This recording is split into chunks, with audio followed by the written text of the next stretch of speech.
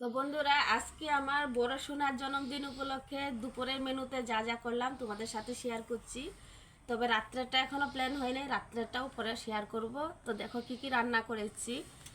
প্রথমে আছে বেগুনি, তারপরে হচ্ছে গিয়ে এটা পালং শাক বেগুন দিয়ে করেছি, ফুলকপির পকোড়া করেছি, তারপরে স্যালাড, তারপরে ছোটো মাছ দিয়ে চচ্চড়ি করেছি, তারপরে হচ্ছে পাঁপড় ভাজি।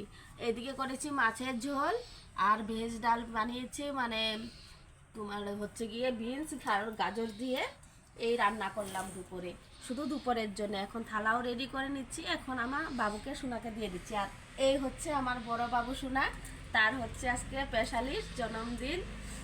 তো সবাই একটু আশীর্বাদ করো যেন ভালো থাকে, ভালোভাবে যেন পড়াশুনো করতে পারে, এগিয়ে যেতে পারে। তো সবাই মিলে একটু আশীর্বাদ করো, আর বেশি কিছু বলবো না। তো এখন ওর দুপুরে খাবারটা দিয়ে দিচ্ছি। পায়েসটা এখনও করিনি, রাত্রেবেলা পায়েস হবে, আর চিকেন এখন করিনি, রাত্রেবেলায় হবে। তো বন্ধুরা, ওর ফেভারিট জিনিসে আমি রান্না করেছি, যেটা যেটা ভালোবাসে, ওরা সব খেতে ভীষণ ভালোবাসে।